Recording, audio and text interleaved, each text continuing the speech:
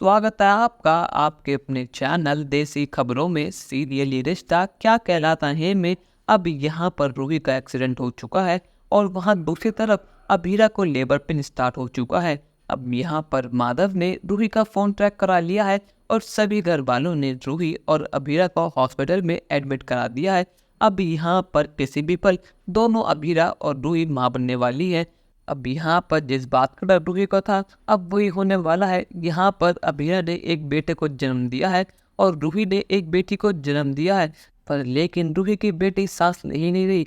यहाँ पर जन्म देने के बाद ही रूही की बेटी ने सांस लेना बंद कर दिया है, जिसके चलते अब डॉक्टर्स ने ऐलान कर दिया है कि रूही की बेटी अब इस दुनिया में नहीं रही। अब यहाँ पर जैसे ये बात ऐलान होती है रूही का दिल चूर चूर हो चुका है, पर लेकिन जैसे ही नर्स और रूम में आती है और बताती है कि अभीरा को बेटा हुआ है तो ये सुनने के बाद तो रूही अपना गम बुला देती है।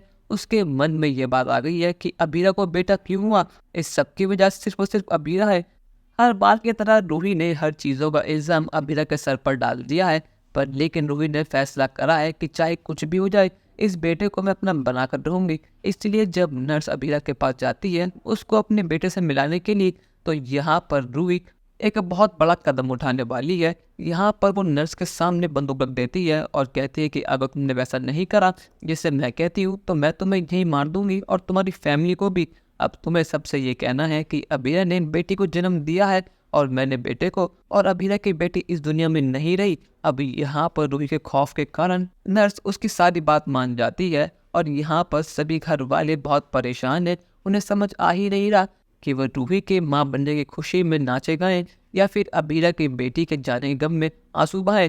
पर लेकिन सबसे बड़ी बात तो ये है कि अब चमत्कार होने वाला है। यहाँ पर जिस बेटी को रूही ने जन्म दिया था उसकी सांसें फिर चलने वाली है। यहाँ पर कुछ पलों के लिए ही सही, पर लेकिन रूही की बेटी ने सांस लेना बंद कर दिया था, पर लेकिन उसकी सांसें अब फिर से चालू हो चुकी है।